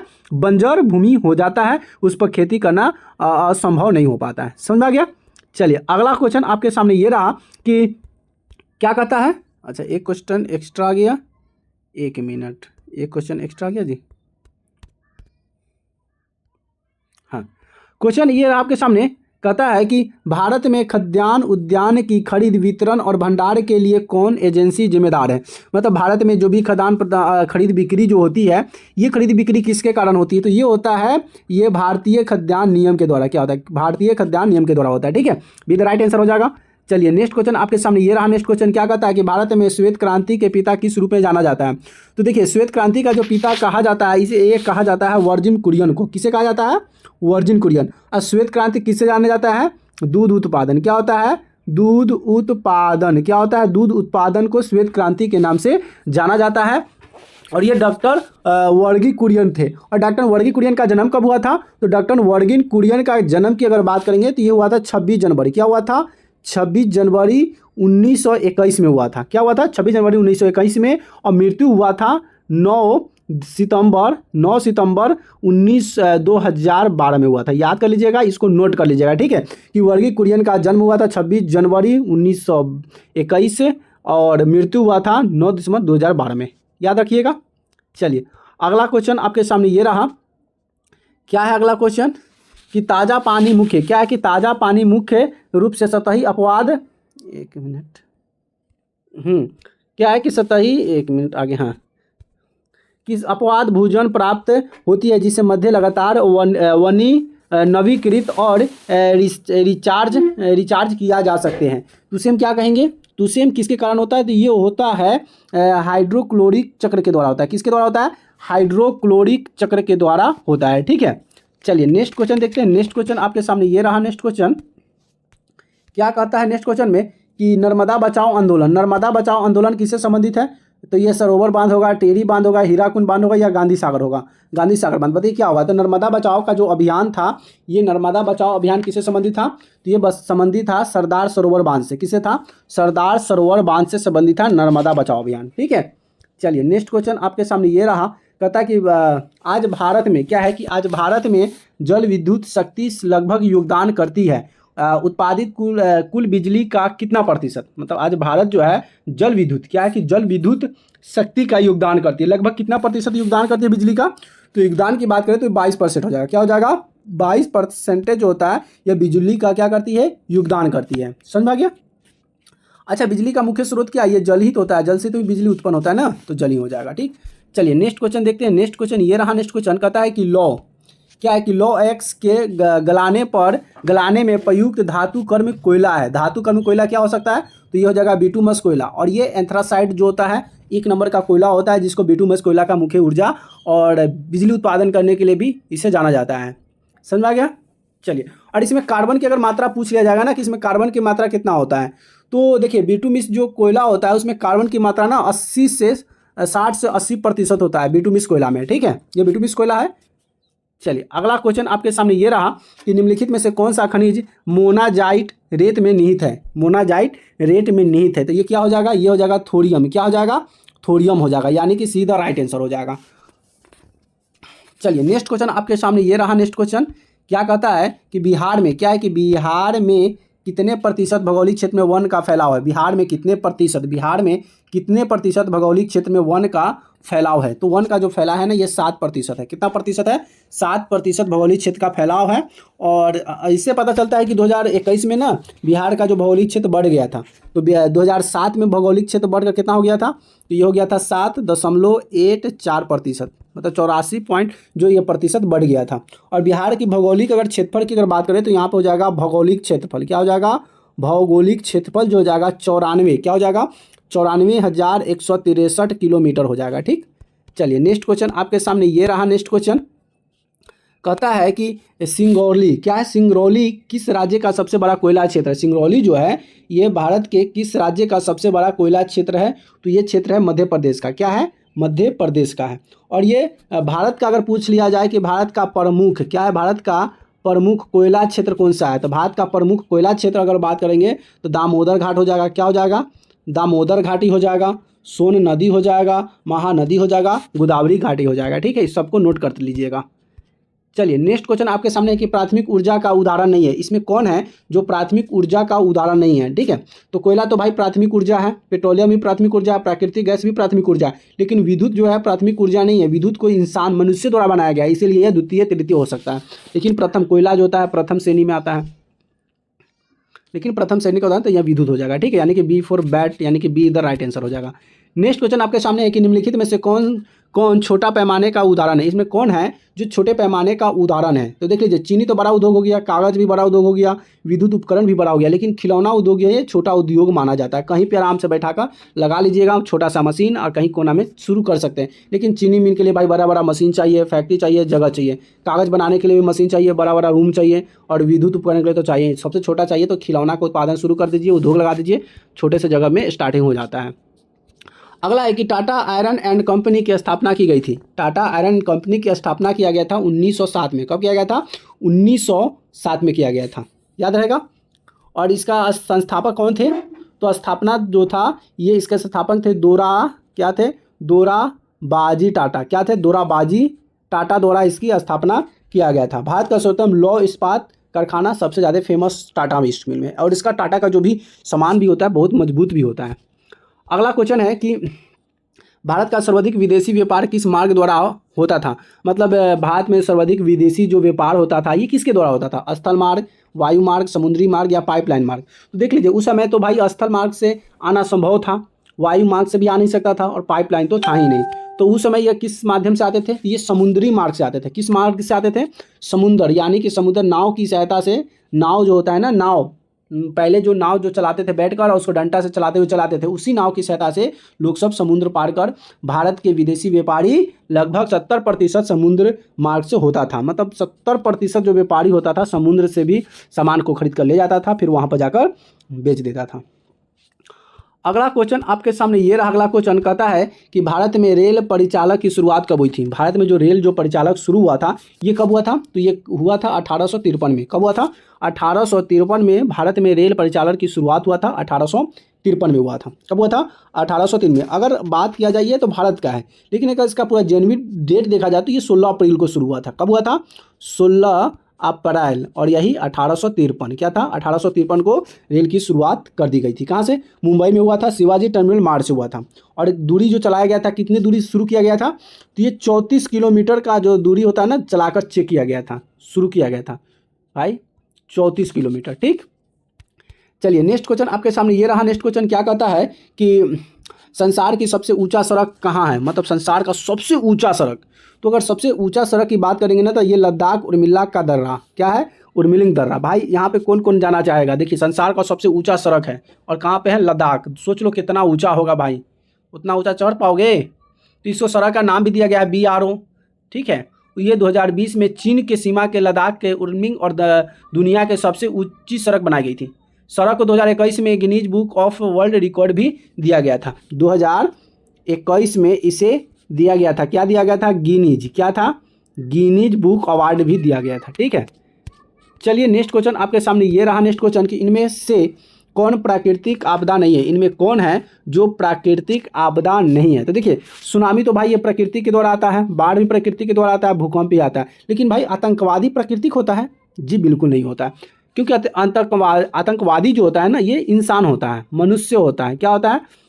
मनुष्य होता है, आदमी होता है। ठीक है, और भगवान तो पैदा नहीं करते हैं कि भाई तू आतंकवादी करो, आतंकवादी बनो, तो ये बनाया जाता है। तो ये प्राकृतिक आपदा नहीं है। हाल फिलहाल में पहलगांव में आप देख सकते हैं कि पहलगांव में फिलहाल में आपका अप्रैल में हुआ है कांड। ठीक है, जो कि बड़ी बड़ी 28-27 लोगों की जान ले गई थी, धर्म पूछकर, धर्म का नाम पूछकर मार दिया गया। तो ये आप प्राकृतिक आपदा नहीं है, मानव जनित आपदा था। ठीक है, चलिए अगला क्वेश्चन आपके सामने ये रहा। अगला क्वेश्चन, 1 मिनट एक्स्ट्रा चलिए जी। चलिए अगला है कि मानचित्र में क्या है? मानचित्र में नीला रंग। क्या कि मानचित्र में नीले रंग द्वारा किस भाषा को दिखाया जाता है? भारत में मानचित्र में जो नीला रंग जो होता है ना, नीला रंग किसको दर्शाया जाता है? तो नीला रंग जो होता है ना, जल को दर्शाया जाता है। जब ऊपर आकाश से जब आप नीचे देखिएगा ना, आकाश से जब नीचे देखिएगा, नीचे के तरफ, तो नीचे तरफ सब नीला नीला दिखाएगा। ऐसा इसलिए होता है कि नीचे क्या है? पानी ही पानी है। क्या है? 70% पर भाई तो पानी है, जितने क्षेत्र उस पर भी तो लोग सब रहता है, लेकिन पूरा पानी से ढका हुआ है, इसीलिए नीला नीला पानी दिखाई देता है। इसलिए इसे पृथ्वी को नीला ग्रह भी कहा जाता है। आपसे पूछ ले कि नीला ग्रह किसे कहते हैं? किसे कहते हैं? तो क्या कहिएगा? नीला ग्रह कहते हैं पृथ्वी को, पृथ्वी को ही नीला ग्रह कहा जाता है। ठीक है, चलिए नेक्स्ट क्वेश्चन आपके सामने ये रहा। नेक्स्ट क्वेश्चन कहता है कि बिहार में सर्वप्रथम नगर निगम की स्थापना कहाँ की गई थी? बिहार में सर्वप्रथम नगर निगम की जो स्थापना हुआ था ये कहाँ किया गया था? तो भारत में सर्वप्रथम नगर निगम की जो स्थापना हुआ था ये हुआ था पटना में। सबसे शुरू कहाँ किया गया था? पटना में किया गया था। लेकिन कब किया गया था? तो ये किया गया था 15 अगस्त। कब किया गया था? 15 अगस्त को। और कब? 15 अगस्त 1952 को। कब? 1952 को शुरुआत किया गया था। समझ आया? और ये किया गया था 74वां संविधान संशोधन के तहत। क्या? संविधान संशोधन के तहत ये नगर पालिका को एक अधिकार दिया गया था और उस समय वहाँ पे एक नगर पालिका की स्थापना किया गया था। ठीक है, नेक्स्ट क्वेश्चन आपके सामने ये आ गया। नेक्स्ट क्वेश्चन कि कहलगांव, देखिए कहलगांव और पहलगांव वह कुछ क्षेत्र की दूरी पर है और वहाँ का जो वातावरण बहुत शुद्ध और रोचक होता है, इसीलिए उस क्षेत्र को, श्रीनगर को मिनी स्विट्जरलैंड कहा जाता है। इसलिए वहाँ पे लोग सब घूमने के लिए खूब जाते हैं। तो कहलगांव, पहलगांव, तो ये कहलगांव की जो बात आ रही है, कह रहा है कि कहलगांव तापी विद्युत परियोजना किस, अच्छा ये दूसरा आ गया कहलगांव तापी ऊर्जा परियोजना किस राज्य में अवस्थित है? ये कहलगांव जो है ये कहाँ पे है? तो कहलगांव जो है ना ये भागलपुर में। कहाँ पे है? भागलपुर में पड़ता है। समझ में आ गया? कहाँ पड़ता है? भागलपुर में। चलिए अगला क्वेश्चन, अगर आगे पूछ लिया जाए कि कहलगांव तापी विद्युत संयंत्र भागलपुर कहाँ पे, तो जिला में है। और नरीब, अगर एक और दूसरा पूछ लिया जाए कि नबीर क्या है, नबी नगर तापीय विद्युत क्या है, विद्युत तापीय कहाँ पे है, तो बताइए कहाँ पे हो जाएगा। तो ये तापीय जो विद्युत परियोजना हो जाएगा ये मुजफ्फरपुर में, मुजफ्फरपुर नहीं है, औरंगाबाद में है। क्या है, औरंगाबाद। अगर मुजफ्फरपुर में कौन सा है, तो काटी तापीय विद्युत परियोजना है, जो कि काटी थर्मल कहा जाता है, बहुत बड़ा है, ठीक है। और बरौनी तापीय विद्युत जो है बेगूसराय जिला में है, याद रखिएगा।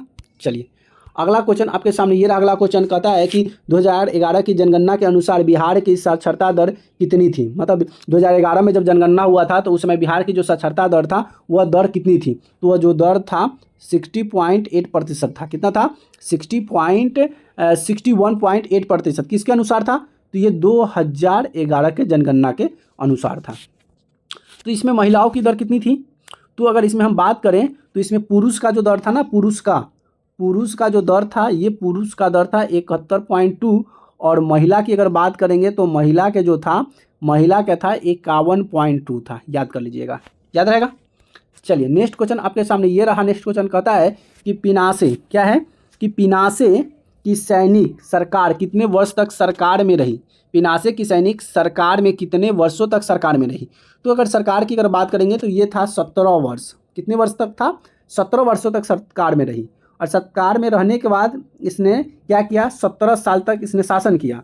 और 1973 में क्या था, 1973 में ओस्टोपियान्सो चिली सेना का जनरल बन गया। क्या बन गया, जनरल बन गया। क्या बन गया, जनरल बन गया, ठीक है। चलिए नेक्स्ट क्वेश्चन आपके सामने ये रहा। नेक्स्ट क्वेश्चन कहता है कि बेल्जियम में सामाजिक विभाजन का आधार है। सामाजिक विभाजन का आधार क्या है, तो सामाजिक विभाजन का आधार भाषा है। क्या है, भाषा है।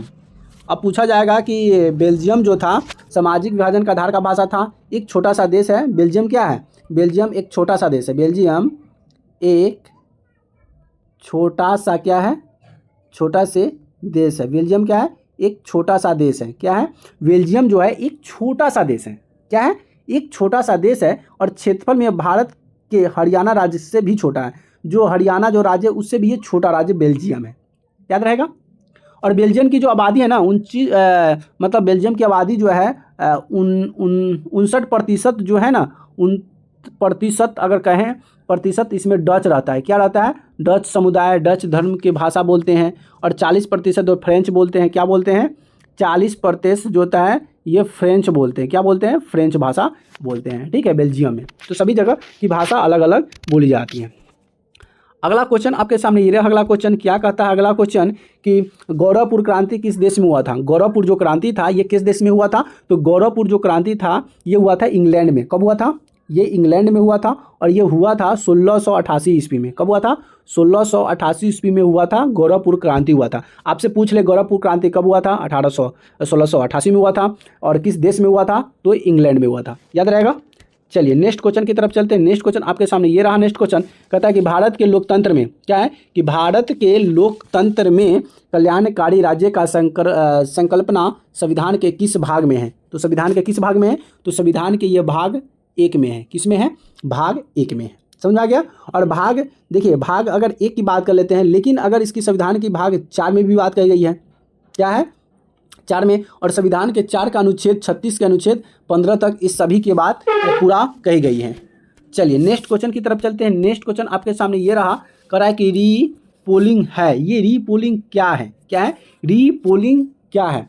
तो अगर रीपोलिंग की बात करेंगे तो ये रीपोलिंग जो होता है ना, पोलिंग नहीं कहता है, पोलिंग पर जा रहे हैं, बूथ पे जा रहे हैं, इसका मतलब होता है पुनः मतदान करना। क्या होता है, मतदान को, वोट देना, इस सभी को रीपोलिंग कहते हैं। क्या कहते हैं, रीपोलिंग कहते हैं। जैसे कि मतदाता किसी से कराया जाता है ना, और कोई मतदाता मतलब वोट दे रहा है, कुछ गड़बड़ हो गया तो कैंसिल हो जाता है, तो उसको फिर से वोट किया जाता है। उसी को मतदाताओं को वोट देने का अधिकार को फिर से वोट डालता है, उसी को रीपोलिंग कहा जाता है। समझा गया। और ये चुनाव की विधि होता है, जो लोकसभा इलेक्शन में खड़ा होते हैं उस पर यह पुल जो होता है वहाँ पर यह निर्णय लेता है। अगला क्वेश्चन आपके सामने ये रहा। अगला क्वेश्चन कि अपने सभी नागरिक को समान मताधिकार प्रदान करने वाला पहला देश कौन सा था। मतलब कौन सा ऐसा देश था जो नागरिकों को समान मताधिकार प्राप्त करने का पहला अपना देश बन गया था, तो वो था न्यूजीलैंड। न्यूजीलैंड में सबसे पहले सबके प्रति मताधिकार घोषित किया गया था। और ये जो सम्मान जो था ना, ये कब घोषित किया गया था? तो ये किया गया था 1893 में किया गया था। कब किया गया था? 1893 में किया गया था। लेकिन नागरिकों को समान मताधिकार मिले तो यूनाइटेड किंगडम ने अपने सभी, अब ये तो न्यूजीलैंड में था, अब उसने के बाद क्या किया? न्यूजीलैंड के बाद अब क्या किया? यूनाइटेड, क्या था? यूनाइटेड, यूनाइटेड, यूनाइटेड जो कंपनी था, किंगडम था, देश था, इसने भी क्या किया? इसने भी लागू किया। लेकिन कब किया? 1928 में किया। कब किया? 1928 में, याद कर लीजिएगा। ठीक है, चलिए। और भारत में कब किया था? तो भारत में महिलाओं को शासन अधिकार दिया 1919 में दिया था। ठीक है, चलिए नेक्स्ट क्वेश्चन आपके सामने ये रहा। नेक्स्ट क्वेश्चन कहता है कि भारतीय संविधान में मौलिक कर्तव्य किस देश से लिया गया है? भारत में जो मौलिक कर्तव्य लिया गया है, ये लिया गया है अमेरिका से लिया गया है। तो हमारा जो संविधान जो है कुछ कुछ अलग अलग देशों से कुछ कुछ बातें ली गई हैं। ठीक है, चलिए अगला क्वेश्चन देखते हैं। अगला क्वेश्चन आपके सामने ये रहा अगला क्वेश्चन। चलिए कुछ अब नज़दीक की तरफ चल रहे हैं, 100 क्वेश्चन पहुँचने वाले हैं। क्वेश्चन कह रहा है कि लोकसभा का कार्यकाल कितने वर्ष का होता है? तो लोकसभा का जो कार्यकाल होता है ना, ये 5 वर्ष का होता है। कितने वर्ष का होता है? लोकसभा का कार्यकाल 5 वर्ष का होता है। और लोकसभा का जो सदस्य होता है कैसी होती है? ये अस्थाई सदन होता है। क्या होता है? अस्थाई सदन होता है। क्या होता है? अस्थाई सदन होते हैं। लोकसभा का जो सदन होता है कैसा होता है? अस्थाई होता है। और ये लोकसभा एवं राज्यसभा का कार्यकाल, देखिए यहाँ पे लोकसभा हो या राज्यसभा हो, दोनों का कार्यकाल कितने होता है? 5 वर्ष का होता है। 5 वर्ष का होता है, याद रखिएगा। और राज्यसभा विधान परिषद का जो कार्यकाल होता है, विधान परिषद का कार्यकाल कितने वर्ष का होता है? 6 वर्ष का होता है। कितने वर्ष का होता है? 6 वर्ष का होता है। और इसमें न्यूनतम आयु कितनी चाहिए?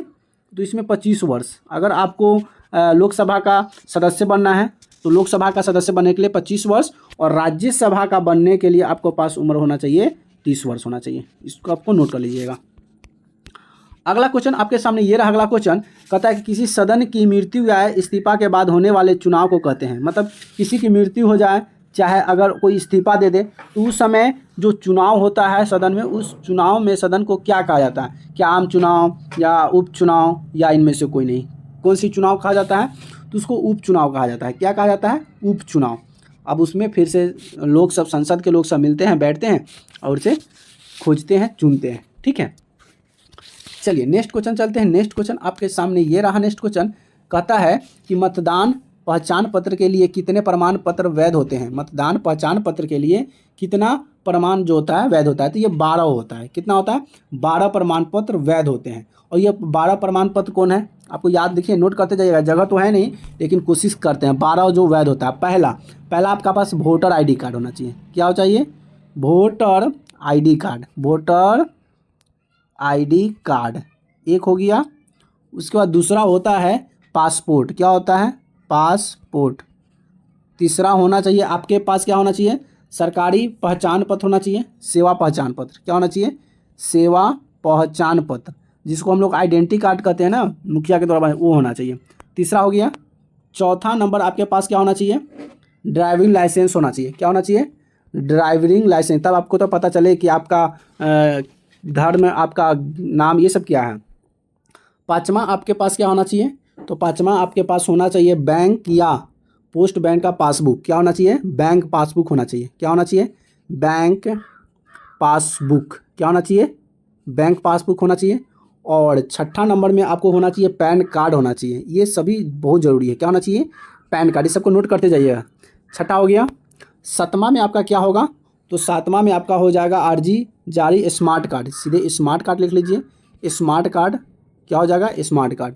उसके बाद आठवां जो नंबर हो जाएगा आपका मनरेगा कार्ड हो जाएगा। क्या हो जाएगा? मनरेगा कार्ड हो जाएगा। मनरेगा कार्ड।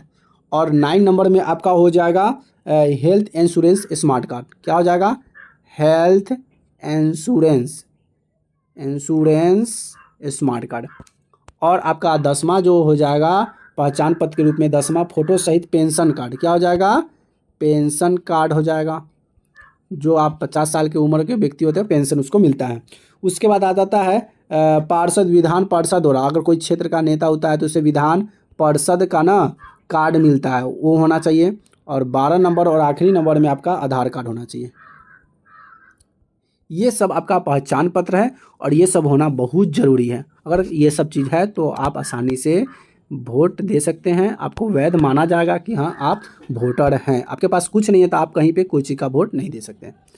चलिए अगला क्वेश्चन है कि लोकसभा को अनुसूचित जाति के लिए कितनी सीट आरक्षित की गई है। लोकसभा के लिए आरक्षित सीट कितनी गई है, तो ये किया गया है 84 सीट आरक्षित किया गया है अनुसूचित जनजाति के लिए। क्या है, अनुसूचित जनजाति के लिए, ये लोकसभा में।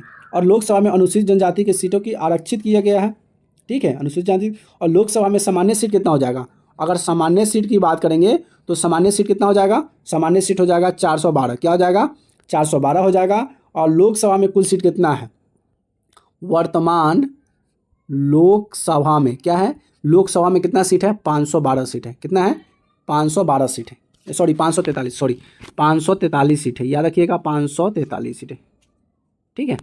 चलिए नेक्स्ट क्वेश्चन आपके सामने ये रहा, नेक्स्ट क्वेश्चन ये रहा। क्या कहता है नेक्स्ट क्वेश्चन, ध्यान से देखिए। नेक्स्ट क्वेश्चन कहता है कि किस संविधान संशोधन के अनुसार लोकसभा का कार्यकाल 6 वर्ष किया गया है। मतलब कौन सा संविधान का संशोधन किया गया है जिसमें लोकसभा का जो कार्यकाल है इस 6 वर्ष का कर दिया गया। तो 6 वर्ष का कर दिया गया, तो ये 42वां संविधान संशोधन था। क्या था, 42वां संविधान संशोधन था, जिसमें 1976 में किया गया था। कब किया गया था, 1976 में। और इसे 5 वर्ष से हटाकर 6 वर्ष कर दिया गया, ठीक है।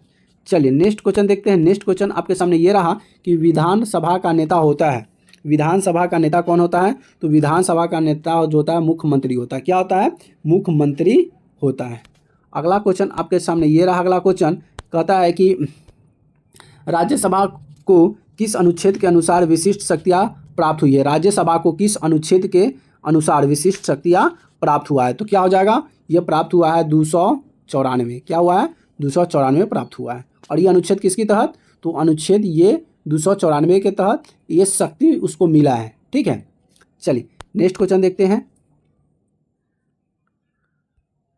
नेक्स्ट क्वेश्चन आपके सामने ये रहा। नेक्स्ट क्वेश्चन की राज्यसभा, अच्छा ये तो हो गया अभी। अगला क्वेश्चन आपके सामने ये है कि भारत के संविधान में निम्नलिखित में से कौन सा समानता के अधिकार में शामिल नहीं है। मतलब इसमें संविधान का कौन सा है जो समानता के अधिकार में शामिल नहीं किया गया है, तो हो जाएगा आर्थिक बराबरी। क्या हो जाएगा, आर्थिक बराबरी जो है वह समानता के अधिकार में शामिल नहीं है, ठीक है।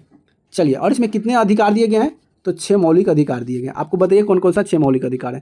चलिए अगला क्वेश्चन आपके सामने ये रहा कि निम्न में कौन एक राजनीतिक अधिकार नहीं है। निम्न में कौन एक राजनीतिक अधिकार नहीं है, तो राजनीतिक अधिकार की बात करेंगे तो ये हो जाएगा किसी धर्म को स्वीकार करने का अधिकार। ये एक राजनीतिक अधिकार नहीं है, हमें राजनीतिक अधिकार नहीं है कि किसी धर्म को स्वीकार कर ले और उसे अपना ले। लेकिन आजकल ये बहुत प्रोपेगेंडा है, वोट के नाम पर सब टोपी भी पहन लेते हैं, अल्लाह अकबर ही बोल देते हैं, ठीक है। अब ये चलता रहेगा। तो धार्मिक स्वतंत्रता का उल्लेख जो है ये अनुच्छेद 25 में कहा गया है, अनुच्छेद 25 में इसकी वर्णन किया गया है, ठीक। चलिए नेक्स्ट क्वेश्चन आपके सामने ये रहा। नेक्स्ट क्वेश्चन कहता है कि निम्नलिखित में भारत के लिए कौन सा कथन सही है। भारत के लिए इसमें कौन सा कथन सही कह रहा है कि यहाँ धार्मिक स्वतंत्रता का अभाव है, यहाँ धर्म की प्रधानता है, यहाँ धर्म के निरपेक्ष सिद्धांत है, यहाँ धार्मिक सौहार्द का अभाव है। तो बताइए इसका आंसर क्या हो जाएगा। तो हमारा भारत क्या है, एक धर्म निरपेक्ष राज्य है, तो यहाँ पे सीधा राइट आंसर हो जाएगा। चलिए नेक्स्ट क्वेश्चन की तरफ चलते हैं। नेक्स्ट क्वेश्चन ये रहा। नेक्स्ट क्वेश्चन क्या कहता है कि सामाजिक विभेदन का एक अच्छा परिणाम क्या है। सामाजिक विभेद का एक अच्छा परिणाम क्या हो सकता है। तो सामाजिक विभेदन का एक अच्छा परिणाम जो होता है कि लोकतंत्र में सशक्त बनाना है। क्या होता है, लोकतंत्र को सशक्त बनाना ही सामाजिक विभेद का एक अच्छा परिणाम कहलाता है। क्या कहलाता है, एक अच्छा परिणाम कहलाता है, ठीक है। नेक्स्ट क्वेश्चन आपके सामने ये रहा। नेक्स्ट क्वेश्चन क्या कहता है कि निम्नलिखित में से कौन सी संघीय राज्य की विशेषता नहीं है। इनमें कौन है जो संघीय राज्य की विशेषता नहीं है, तो ये हो जाएगा इकाड़ी शासन व्यवस्था। क्या हो जाएगा, इकाड़ी शासन व्यवस्था। चलिए नेक्स्ट क्वेश्चन ये रहा। नेक्स्ट क्वेश्चन कहता है कि राष्ट्रपति 5 वर्ष तक अपने पद पर रहता है। राष्ट्रपति 5 वर्ष तक अपने पद पर रहता है। इसका तात्पर्य क्या हो जाएगा, तो इसका तात्पर्य यही होगा कि अपने पद ग्रहण के दिन से क्या होता है, जब उसको पद ग्रहण किया जाता है उसी दिन से वह 5 वर्ष तक अपने पद पे रहता है। याद रहेगा, क्या करता है, अपने पद पे रहता है। और ये इसकी रहने की बात क्या है, ये इसका जो है ना अनुच्छेद 56, क्या है, अनुच्छेद 56 में इसकी बात कहा गया है इसके बारे में, ठीक है। ये राष्ट्रपति के शासन के बारे में। चलिए अगली क्वेश्चन आपके सामने ये रहा कि संपूर्ण क्रांति का उद्देश्य क्या था। संपूर्ण क्रांति का उद्देश्य क्या था, तो ये लोकतंत्र की स्थापना करना। क्या था, लोकतंत्र की स्थापना करना था। जो कि लोकतंत्र की अगर स्थापना की बात करें तो ये कौन थे? जयप्रकाश नारायण। क्या थे? जय प्रकाश नारायण जो थे ना, जयप्रकाश नारायण जो उन्होंने 1974 में, क्या था? 1974 में ये संपूर्ण क्रांति और लोकतंत्र की स्थापना का जोर दिए थे। याद रहेगा, 1974 में। और 1975 में जयप्रकाश ने संसद मार्च का नेतृत्व किया था, जिसे देश की राजधानी और उसके लिए सबसे विशाल रैली भी किए थे। चलिए अगला क्वेश्चन आपके सामने ये रहा। अगला क्वेश्चन क्या कहता है, ध्यान से देखिए। अगला क्वेश्चन है कि चिपको आंदोलन का प्रारंभ किस राज्य में हुआ था? तो बहुत आपका 8 क्लास में, 9th क्लास में, 10th क्लास, सभी क्लास में आपको भर भर के रखा हुआ है कि चिपको आंदोलन कब हुआ था, किस लिए हुआ था, कौन सा राज्य में हुआ था। ये पूरा डिटेल में पढ़ते रहिए, समझते रहिए। तो चिपको आंदोलन की बात करें तो चिपको आंदोलन था उत्तराखंड, नहीं सॉरी छत्तीसगढ़ नहीं हुआ, उत्तराखंड में हुआ था। कहाँ पे? ये रहा, उत्तराखंड से था। और ये किस लिए था? तो पेड़ की कटाई को रोकने के लिए पेड़ में जाकर चिपक जाना, जिसके वजह से इसे चिपको आंदोलन का नाम दे दिया गया। और ये कब हुआ था? 1973 में। कब था? 1973 में इसकी आंदोलन शुरू हुई थी। कब था? 1973 में, जो कि चमोली जिला था। क्या था? उत्तराखंड के चमोली जिला में। क्या था? चमोली जिला में हुआ था। क्या था? चमोली जिला में हुआ था। अब इसमें महिलाएं थी, तो महिलाएं जो थी उस महिलाओं का नाम क्या था? देखिए, चिपको आंदोलन की सुंदरलाल बहुगुण था। क्या था? सुंदरलाल बहुगुण, गोविंद सिंह रावत, चंडी प्रसाद, गौरा देवी आदि। तो एक महिला थी जिस महिला का नाम था गौरा देवी। इनका समूह बनता है और ये जाकर पेड़ को काटने के लिए रोकती है, और वहाँ का जो पुलिस गार्ड ये सब होता है नहीं सुनता है। तो ये गौरा देवी क्या करती है, जो महिला सब होती है पेड़ में जाकर पकड़ कर चपक जाती है, भाई अब काटो, या तो मुझे मार दो या तो पेड़ के काटो। तो सबको इसको हार मानना पड़ता है। फिर वहाँ से जेसीबी जितने भी मशीन जो होते हैं, आदमी होते हैं, सबको वापस आना पड़ता है और फिर उस पर बैन लगा दिया जाता है। फिर उसके बाद से पेड़ को काटा ही नहीं जाता है, पेड़ को रोक लगा दिया जाता है। समझ में आ गया? तो चिपको आंदोलन प्रारंभ कहाँ से हुआ था? उत्तराखंड से हुआ था 1973 में। और ये चमोली, उत्तराखंड के चमोली जिला में हुआ था। और इसके नेतृत्व में बहुत सारे थे। एक महिला थी जिसका महिला का नाम था गौरा देवी। ठीक। अगला क्वेश्चन आपके सामने है ये वाला, कहता है कि इनमें कौन लोकतंत्र के मजबूती प्रदान नहीं करता? इनमें कौन है जो लोकतंत्र को मजबूती प्रदान नहीं करता है? तो अगर मजबूती की अगर बात करेंगे तो ये हो जाएगा विविधताओं को सामंजस्य अभाव का संघर्ष को मजबूती प्रदान नहीं करता है। अगला क्वेश्चन की तरफ चलते हैं। अगला क्वेश्चन आपके सामने ये रहा। अगला क्वेश्चन कहता है, क्या कहता है कि बहुजन समाज पार्टी के संस्थापक निम्न में से कौन से? बहुजन समाज पार्टी के संस्थापक कौन थे? तो ये थे कांसीराम। कौन थे? कांसीराम जो थे बहुजन समाज के संस्थापक थे। और इन्होंने कब किए थे? तो ये कांसीराम जो थे ना 1984 में बहुजन समाज के स्थापना किया था। तो यहाँ से पूछेगा कि बहुजन समाज की स्थापना कब किए थे? ठीक है, तो ये तो कांसीराम हो गया, लेकिन बहुजन समाज की संस्थापना जो हुआ था ये कब हुआ था? तो ये हुआ था 1984 में। कब हुआ था? 1984 में हुआ था। बहुजन समाज की पार्टी का स्थापना 1984 में हुआ था। याद आ गया? और अखिल भारतीय पिछड़ा संघ के संबंध में किया गया था। और कांसीराम का जन्म पूछ ले, कांसीराम का जन्म पूछ ले, जन्म तो जन्म कब हुआ था? तो कांसीराम का जो जन्म हुआ था, जन्म की बात करें तो 15 मार्च। क्या था? 15 मार्च। क्या था? 15 मार्च 1934। क्या था? 15 मार्च 1934 को हुआ था, जो कि भारत के पंजाब में हुआ था। अब कांसीराम की मृत्यु की बात करें, क्या करें? मृत्यु की बात करें, पूछ ले क्वेश्चन तो फिर क्या है, याद रख लेना है। 9 अक्टूबर, उसी अक्टूबर 2006। देखिए इसमें थोड़ा सा प्रॉब्लम हो रहा है, फिर हम बोल दे रहे हैं ना, उसको नोट कर लीजिएगा। 2006 है, ठीक है। चलिए अगला क्वेश्चन की तरफ चलते हैं। नेक्स्ट क्वेश्चन ये रहा। नेक्स्ट क्वेश्चन क्या कहता है? नेक्स्ट क्वेश्चन कि इनमें से किस पर लोकतंत्र का भविष्य निर्भर करता है? इनमें से किस पर लोकतंत्र का जो भविष्य है, भविष्य निर्भर करता है? तो अगर भविष्य की अगर बात करेंगे तो ये था मुख्यमंत्री चुनाव जो है इस लोकतंत्र के निर्भर करता है। ठीक है, चलिए नेक्स्ट क्वेश्चन आपके सामने ये रहा। नेक्स्ट क्वेश्चन क्या कहता है कि भारतीय लोकतंत्र में कौन सी बात देखने को नहीं मिलती है? भारतीय लोकतंत्र में कौन सी बात है जो देखने के लिए नहीं मिलती है? तो ये देखने के लिए नहीं मिलती है क्या? बहुसंख्यक शासन। क्या है? बहुसंख्यक शासन, ये चीज़ देखने को नहीं मिलता है। अगला क्वेश्चन आपके सामने ये रहा कि विविधताओं के बीच सामंजस्य की स्थापना सर्वाधिक क्षमता के विशेष अवस्था में होती है, उसे क्या कहते हैं? तो उसे कहते हैं विविधताओं के बीच सामंजस्य स्थापित करना। तो ये होता है लोकतंत्र। क्या होता है? लोकतंत्र। चलिए नेक्स्ट और आखिरी और लास्ट क्वेश्चन आपके सामने आ गया। सेंचुरी हम पुरा दिए, और ये सेंचुरी कैसा लगा आप जरूर बताइएगा। और देखिए इसका कितना मस्त क्वेश्चन था, दमेदार क्वेश्चन था। क्वेश्चन आपके सामने ये आ गया कि किस बात से स्पष्ट होता है कि बिहार में लोकतंत्र की जड़ें गहरी है। अब कैसे पता चलेगा कि लोकतंत्र का जो जड़ है ये गहरी है, बताइए कैसे होगा। क्या नालंदा के प्रतिनिधि विद्यालय से होगा, बिहार के सदर से होगा, वैशाली के लिच्छवी गणतंत्र से होगा, या उपरोक्त में से कोई नहीं होगा। तो आपके लिए HW है, आपको इसको कमेंट में बताना है कि इसका आंसर क्या होगा। जो बच्चा कमेंट में करेगा उसके लिए हम फ्री PDF नोट्स आपको हम भेज देंगे, ठीक है। तो इसका जवाब जो बच्चा सही देगा उसके लिए है। तो चलिए फ्रेंड्स, यहाँ से वीडियो करते हैं अंत, और हमारी वीडियो कैसी लगी प्लीज़ कमेंट करके ज़रूर बताइएगा। अगर वीडियो अच्छी लगी तो वीडियो को एक प्यारा सा लाइक ज़रूर कर दीजिएगा। वीडियो को आप लोग लाइक नहीं करते, प्यारा सा लाइक कर दीजिएगा। ऊपर से आप शेयर ज़रूर कर लीजिएगा, और चैनल को सब्सक्राइब नहीं किया है तो प्लीज़ चैनल को सब्सक्राइब जरूर कर लीजिएगा, क्योंकि हमारे चैनल पे SST के अलावा और भी इंपॉर्टेंट टॉपिक जो होते हैं वो आपको कराए जाते हैं। तो हमारी वीडियो कैसी लगी प्लीज़ कमेंट करके जरूर बताइएगा, और अभी तक चैनल को सब्सक्राइब नहीं किया तो चैनल को सब्सक्राइब जरूर कर लीजिएगा। फिर मिलते हैं नए वीडियो में नए टॉपिक के साथ, तब तक के लिए जय हिंद, वंदे मातरम।